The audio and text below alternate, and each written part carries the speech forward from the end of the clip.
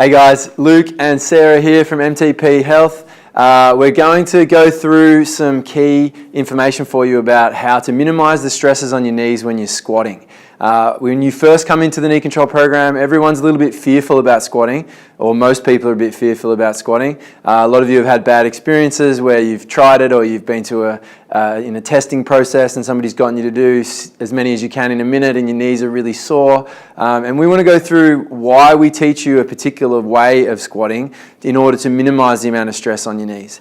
Now, to make it nice and simple, we've got a little stick figure situation going on here, and you can see the most common fault that people make is they use their knees to initiate the motion. So everyone wants to stay really upright and start the movement straight down into the ground. Now what causes stress on the knees there though is if the knees go forward straight away, there's this force pushing straight through the kneecaps and out this way, which puts extra stress on the knees and extra stress on the quads, and it creates sad faces. The way we get you to do it down here is to sit back into your hips, try to recruit your glutes and your hamstrings as much as possible, and keep a more vertical shin. And so what we mean by vertical shin here is keeping this upright, not letting it get to this angle out in front, nice and straight, so you have to sit back. Now to sit back, you've got to let your torso pitch forward a little bit, and that's where people can get a little bit freaked out, which is why we go through so much patterning work in the program to help you feel comfortable with that. The more you can practice this in your day-to-day, the better off you're going to be.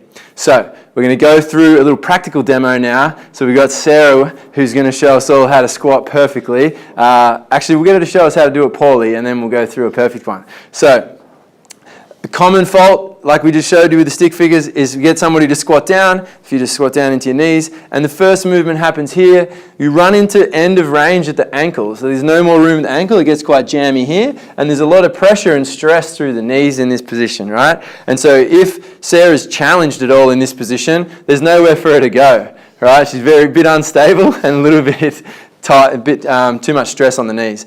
Now, because we want to minimize the stress on the knees, if you come back upright, we want to get you sitting back into your hips first. So the first movement is to shift the bum back, get angle at your torso, and then sit down into it. And you see here at the bottom of the movement, Sarah's got more angle at her hips here, more angle at the knee, and lower into the squat, but much more vertical shin position. So the force vector here is much more horizontal. There's not as much stress into the knees, okay? So if you just do a couple of reps for us there, Sarah.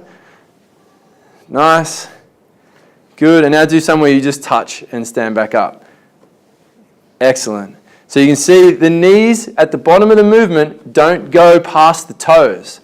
Now, there's nothing necessarily wrong with letting your knees go past your toes, but for people with arthritic knees and with sore knee, we want to limit that a little bit so that you can do more activity with less stress, okay? You can have a rest, good stuff. So the aim of the squatting changes is to allow you to do more reps or more resistance or more activity with less stress so that you can benefit from the strengthening process and carry that into your everyday activities. Now, if you go out and you do squats poorly and then you aggravate your knees, then you can't do your day-to-day activities and you can't do as much exercise. It just has a negative effect, okay? So sitting back as much as you can, it's going to feel awkward at first, but stick with it. It'll start to feel more natural, and it'll bleed into things like stepping, picking things up off the floor, getting up out of the chair, getting in and out of the car. You'll sort of start to do things day to day with that more vertical shin position, which will take some stress off your knees. So keep practicing, give it a go at home, and we'll see you in the clinic again soon.